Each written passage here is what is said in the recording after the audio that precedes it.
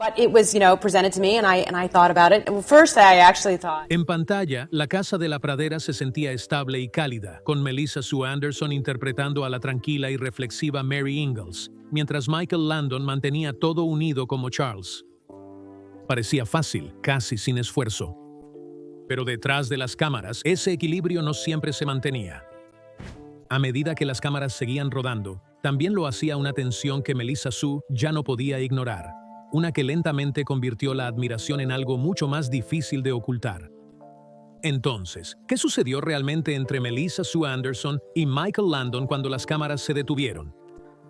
Quédate con nosotros mientras exploramos los momentos que lo cambiaron todo. ¿Por qué el creador de la Casa de la Pradera se alejó antes del primer episodio? La Casa de la Pradera no apareció de la nada como el mundo tranquilo y reconfortante que la gente llegó a conocer. Comenzó como algo mucho más deliberado, construido pieza por pieza a partir de un conjunto de historias que ya llevaban un sentido de historia y experiencia vivida. Basada libremente en los libros de Laura Ingalls Wilder, la serie colocó a la familia Ingalls en su centro, estableciéndolos en una granja a lo largo de Plum Creek, cerca de Walnut Grove, Minnesota, y siguiendo sus vidas a través de finales del siglo XIX. En el corazón de todo estaba una familia que se sentía arraigada y familiar. Charles, Caroline y sus hijas Mary, Laura y Carrie fueron llevados a la vida por Michael Landon, Karen Grassl, Melissa Gilbert, Melissa Sue Anderson y las gemelas Lindsay y Sydney Greenbush. En pantalla se movían como una unidad, cada papel encajando con el siguiente de una manera que hacía que el mundo se sintiera estable, casi intocado por cualquier cosa fuera de él. Pero llegar allí requirió su propio tipo de empuje detrás de las cámaras.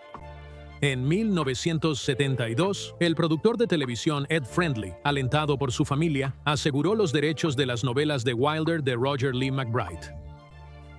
Trajo a la escritora Blanche Hanalis para dar forma a la historia en un piloto de 2 horas, algo que pudiera introducir a las audiencias a este mundo en una sola sesión. A partir de ahí, recurrió a Michael Landon. Mike Landon and Ed Friendly as well. And Ed Friendly wanted to stay true to the books, but that would have been impossible, as you could tell. Pidiéndole que dirigiera. Landon aceptó, pero solo si también podía asumir el papel de Charles Ingalls. Esa decisión marcó el tono para todo lo que siguió. Lo que comenzó como una visión compartida no se mantuvo así por mucho tiempo.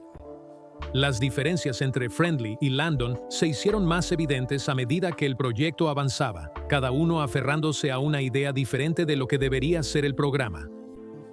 Al final, Friendly se apartó, dejando a Landon con el control creativo total.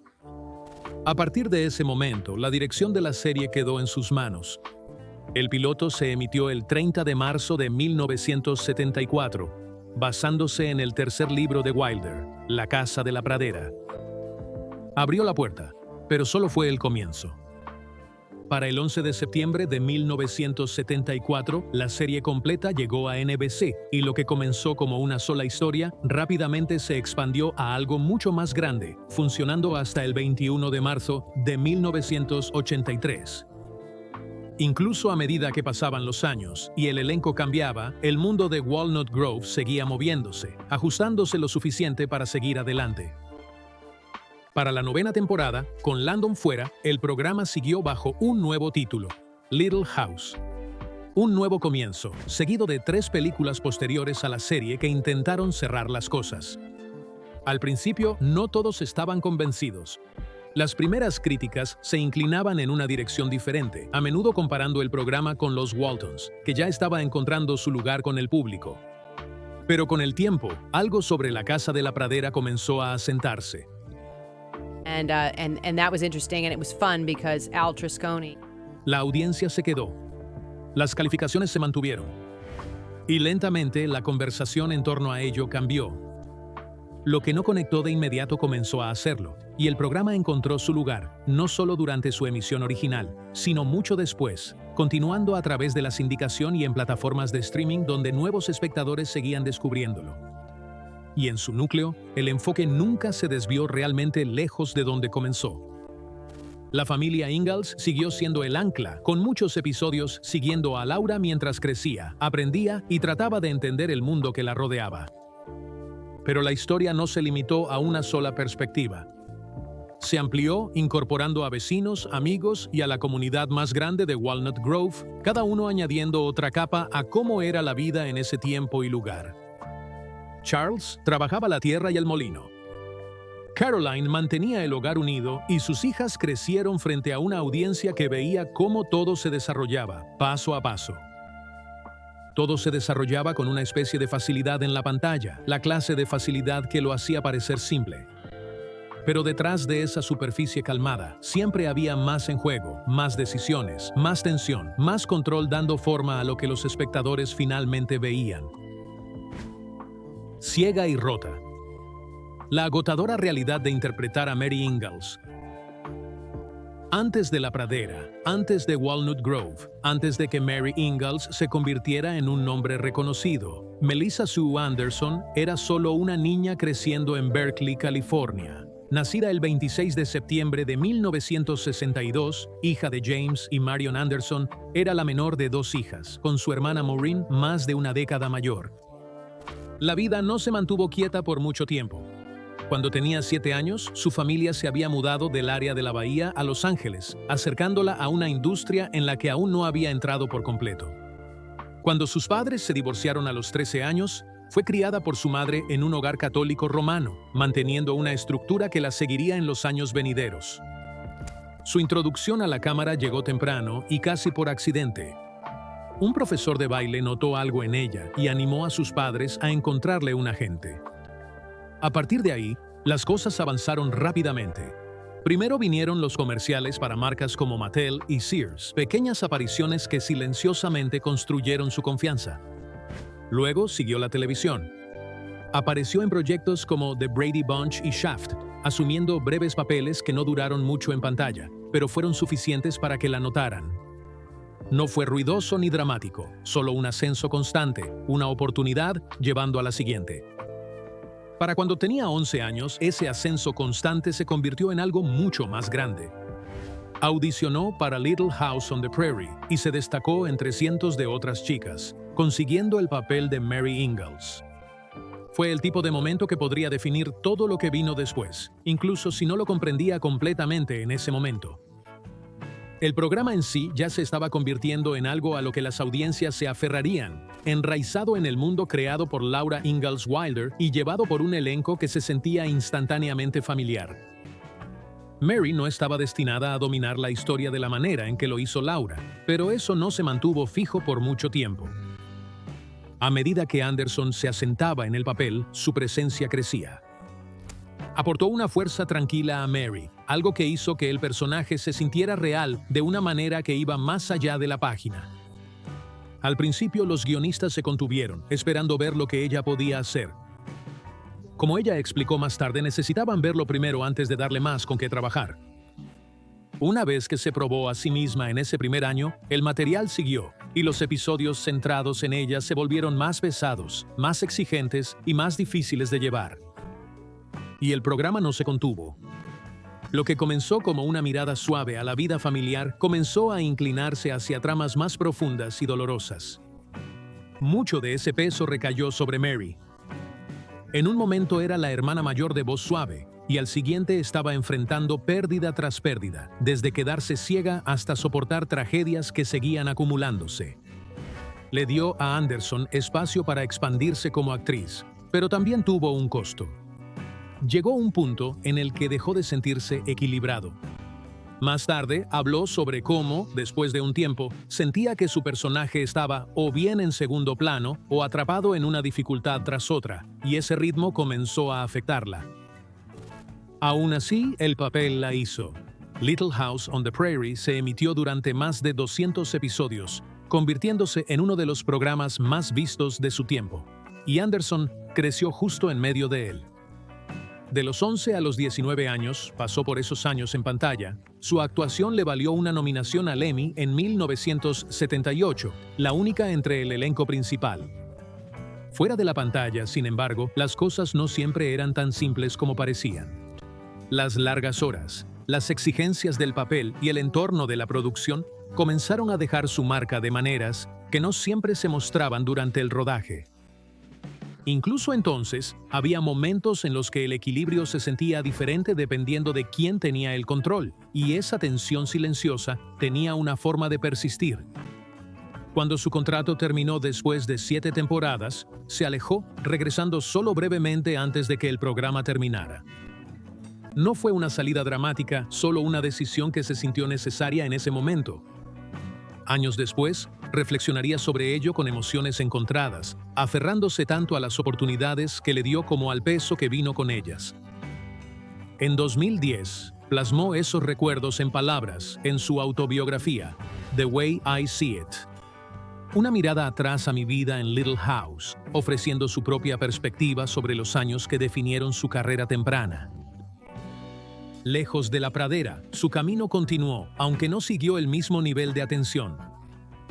Asumió papeles en películas como Happy Birthday to Me, un fuerte contraste con la imagen a la que el público estaba acostumbrado, junto con proyectos como Chattanooga Choo Choo y Dead Men Don't Die. En televisión, apareció en The Equalizer, una serie creada por su esposo, Michael Sloan, donde encontró un sentido de orgullo en su trabajo que se sentía personal. Siguieron papeles más pequeños, incluyendo apariciones en Alfred Hitchcock Presents, antes de que gradualmente se retirara en los años 90 para centrarse en criar a sus hijos. Regresó brevemente en años posteriores con papeles en 10.5, Apocalypse, la película de Veronica Mars, y The Coney Zone, pero el ritmo había cambiado. La atención no era algo que persiguiera más. Para 2022 dejó claro que no planeaba regresar a la actuación pronto, eligiendo en cambio mantener su distancia de la industria que una vez la definió. Y sin embargo, no importa cuán lejos se alejara, la imagen de Mary Ingalls permanecía. Esa presencia silenciosa, esa voz constante en medio de Walnut Grove, todavía persiste para aquellos que la vieron desarrollarse. Pero cuando miras un poco más de cerca, más allá de la suavidad de la historia, queda claro que su tiempo en el programa llevaba más de lo que llegó a la pantalla, con ciertas dinámicas detrás de escena, dejando una impresión que no se desvaneció completamente una vez que las cámaras dejaron de rodar. El dictador de Walnut Grove, las reglas inflexibles de Michael Landon. Para un programa que se sentía tan tranquilo y arraigado en pantalla, el set de Little House on the Prairie tenía un tipo de energía muy diferente una vez que las cámaras se detenían. Lo que parecía una familia unida viviendo vidas simples era, en realidad, un espacio lleno de personalidades fuertes, dinámicas conflictivas y momentos que no siempre eran cómodos para todos los involucrados. En el centro de todo estaba Michael Landon, no solo como Charles Ingalls, sino como el que tenía el control creativo detrás de escena. Dirigía el set con expectativas claras. No importaba cuán jóvenes fueran los actores, se esperaba que llegaran a tiempo, conocieran sus líneas y se comportaran con un nivel de disciplina que no se doblaba. La actriz Alison Arngrim escribió más tarde sobre esto en su autobiografía, describiendo un entorno de trabajo donde nadie era consentido. No había atajos, ni trato especial. Se esperaba que todos ganaran su lugar y entendieran el valor del trabajo que estaban haciendo. Ese enfoque mantenía la producción ajustada, pero también venía con su propia presión. La presencia de Landon se sentía en cada parte del programa, desde las actuaciones hasta la dirección que tomaba la historia. Con el tiempo, ese nivel de control creó tensión detrás de escena. Incluso Ed Friendly, quien había ayudado a dar vida al proyecto, se encontró desplazado a medida que crecían las diferencias creativas.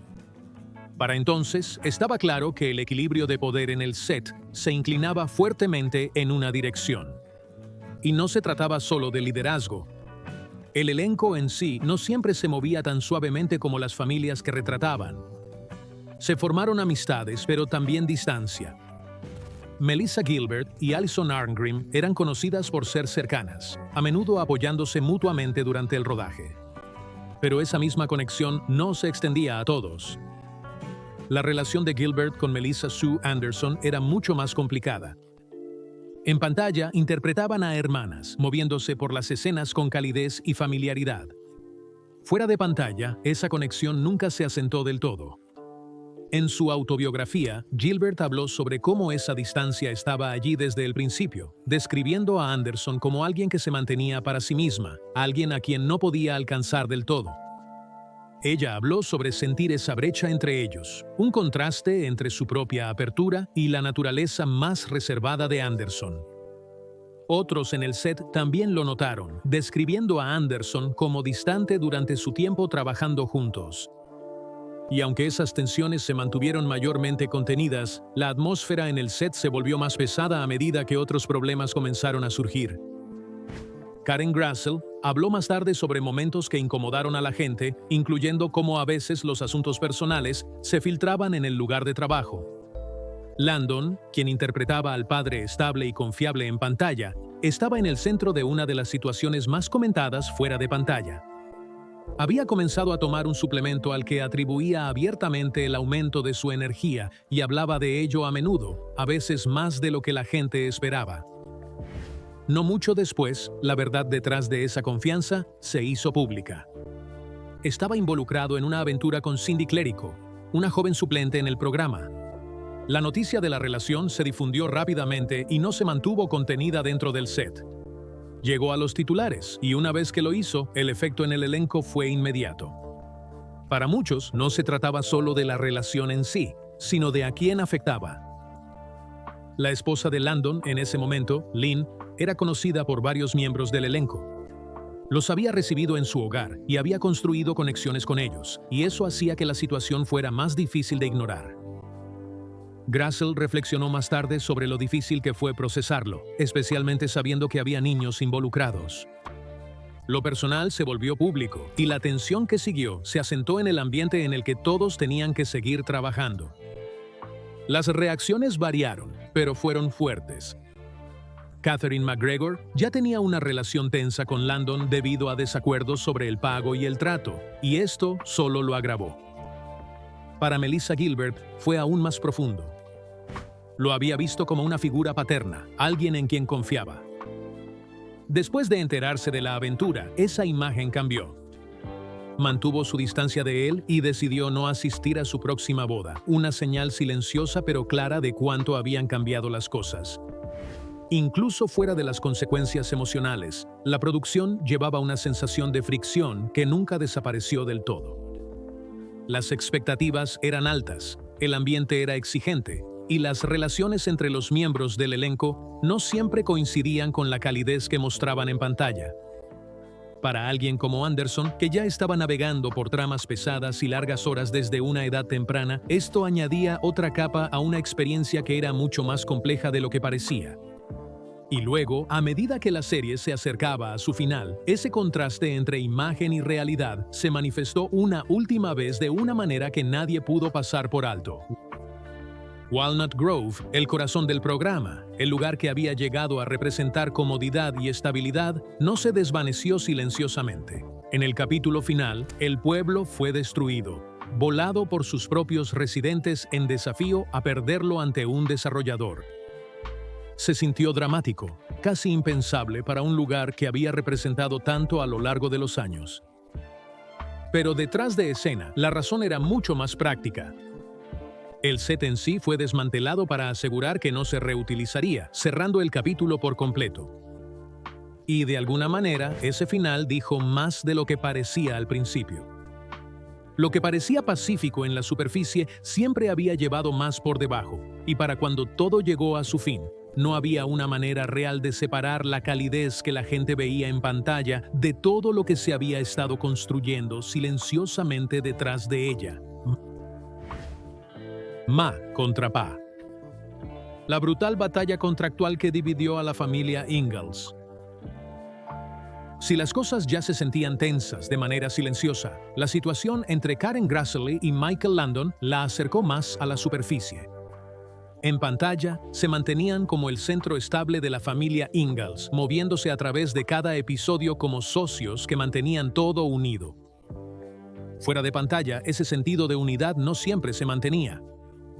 La tensión comenzó por algo práctico, pero rápidamente se volvió personal. Grassel quería que su contrato reflejara la importancia de su papel. No era solo parte del fondo, Ella era Caroline Ingalls, la columna vertebral emocional de la familia. Pero cuando ella presionó por un aumento, Landon no lo vio de la misma manera.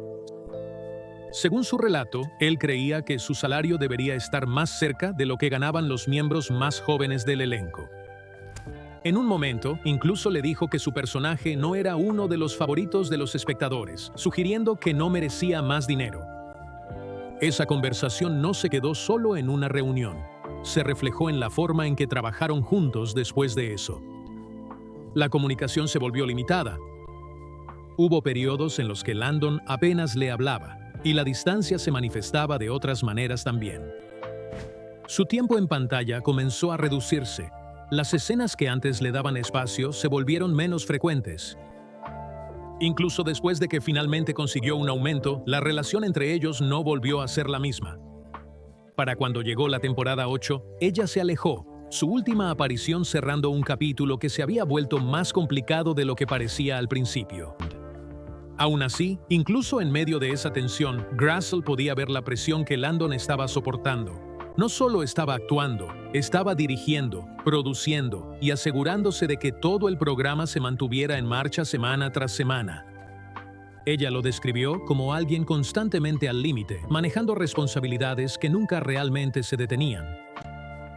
Había reuniones que atender, guiones que preparar, escenas que supervisar y muy poco espacio para respirar entre todo eso. Y aún así, en medio de todo eso, él intentaba mantener las cosas ligeras. Ella recordaba cómo él se esforzaba por hacer reír al equipo, para que la energía no decayera demasiado.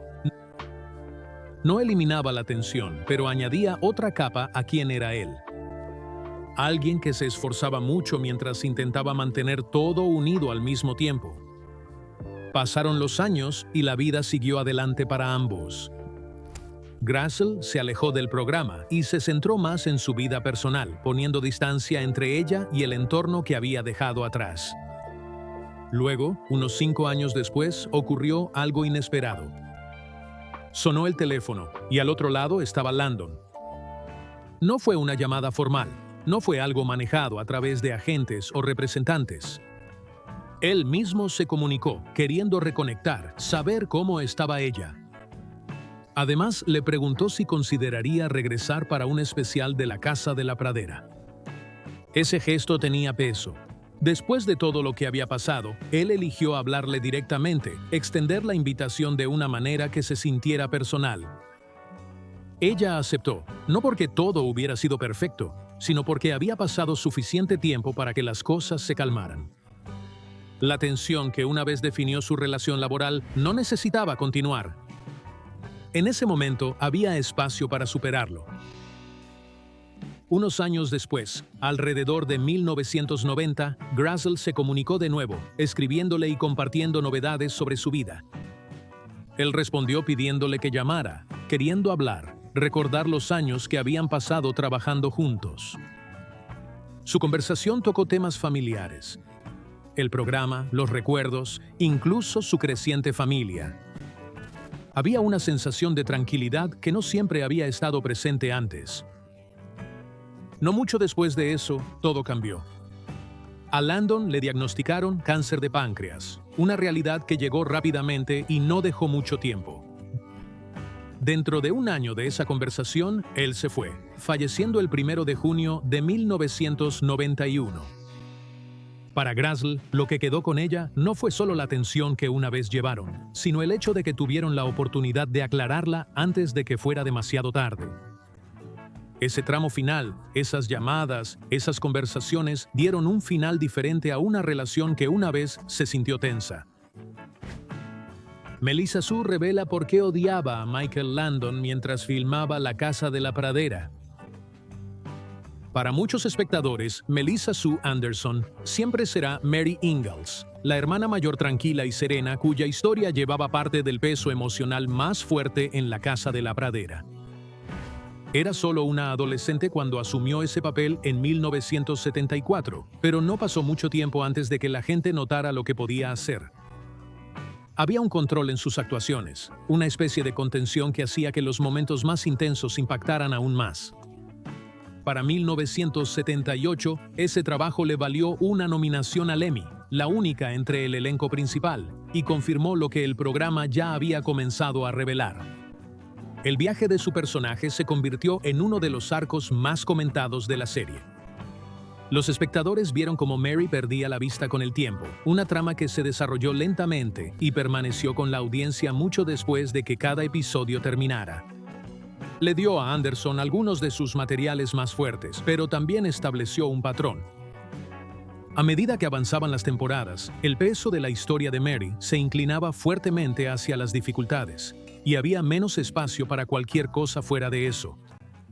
Desde el principio, Mary nunca estuvo destinada a llevar el espectáculo de la misma manera que Laura lo hizo. Los libros originales de Laura Ingalls Wilder no la centraban tanto, y eso se trasladó a la serie. Hubo largos periodos en los que Anderson tenía poco que hacer, momentos en los que su presencia se sentía más silenciosa en comparación con el creciente enfoque en otros personajes. Cuando la trama de la ceguera llegó en la temporada 4, eso cambió, dándole más profundidad para trabajar, pero no duró de la manera que ella podría haber esperado. A medida que envejecía, ese desequilibrio se volvió más difícil de ignorar. Las historias comenzaron a moverse en una dirección diferente, siguiendo a Laura, al manso y una nueva fase de vida en Walnut Grove. El viaje de Mary ya había alcanzado su punto máximo y lo que siguió se sintió repetitivo. Anderson luego reflexionó sobre cómo se convirtió en estar en el fondo o pasar por otra situación difícil con poco en el medio. Después de un tiempo, dejó de sentirse como crecimiento y más como estar atrapada en el mismo ciclo. Se quedó hasta la temporada 7 y apareció brevemente en la temporada 8, pero para entonces la decisión ya había sido tomada. Después de pasar la mayor parte de su adolescencia atada a un papel, quería algo más, algo que le permitiera expandirse más allá de lo que el espectáculo podía ofrecer. Alejarse no se trataba de un momento o un conflicto. Fue una realización gradual de que había alcanzado el límite de lo que Mary Ingalls podía darle. Aún así, la experiencia no se trataba solo del trabajo en pantalla. Detrás de escena, su relación con Michael Landon tenía su propia complejidad silenciosa. Se mantuvo profesional, pero había una distancia que se volvió más notable con el tiempo. Landon esperaba mucho de todos, especialmente de los actores más jóvenes, y esa presión podía ser difícil de soportar día tras día. No era fácil acercarse a él, y para alguien como Anderson, que ya se mantenía reservada, eso creaba un espacio que a veces se sentía aislante. Había respeto allí, no hay duda de eso. Ella reconoció su talento, la forma en que mantenía el espectáculo unido y el esfuerzo que requería manejar todo tanto frente como detrás de la cámara. Pero al mismo tiempo, la experiencia no siempre fue cómoda. El hombre que interpretaba al padre estable y confiable tenía una energía diferente cuando las cámaras no estaban rodando, una que podía sentirse exigente, distante y a veces difícil de leer. Con el tiempo, ese contraste se quedó con ella, moldeando cómo miraba hacia atrás en esos años. Y aunque no siempre lo enmarcó en términos dramáticos, hubo momentos en los que esa tensión se reflejó en lo que compartió más tarde. No ruidoso ni explosivo, pero lo suficiente como para sugerir que trabajar bajo su mando no era tan fácil como podría parecer desde afuera. No se trataba de un solo incidente. Fue la acumulación de expectativas, distancia y un entorno que no siempre se sentía tan cálido como la historia que se contaba. Después de dejar el espectáculo, se trasladó a otros proyectos, asumiendo papeles de invitada en series como Chips, The Love Boat y Fantasy Island, junto con películas de televisión que le permitieron interpretar diferentes tipos de personajes. Con el tiempo, sin embargo, comenzó a retirarse, eligiendo centrarse más en su vida personal y familia. El ritmo se desaceleró y el protagonismo se convirtió en menos prioridad. Mirando hacia atrás, su partida se siente menos como una salida abrupta y más como un punto de cambio natural. Mary Ingalls ya había vivido sus momentos más definitorios y Anderson misma estaba lista para avanzar más allá de ese capítulo. Años después, la distancia trajo un tipo diferente de claridad. En sus reflexiones, incluyendo sus memorias, The Way I See It, reconoció ambos lados de la experiencia. las oportunidades que se le dieron y los desafíos que vinieron con ellas. Su visión de Landon también se asentó en algo más equilibrado. Vio los defectos junto al talento, la presión junto al éxito. Para cuando él falleció en 1991, ella había hecho las paces con gran parte de lo que había sucedido antes. Ella asistió a su funeral, cerrando un capítulo que alguna vez se sintió complicado. ¿Quién era tu personaje favorito en La Casa de la Pradera? Comparte tus pensamientos con nosotros en los comentarios abajo. No olvides dar me gusta, compartir y suscribirte. Además, haz clic en el siguiente video que aparece en tu pantalla. Lo disfrutarás.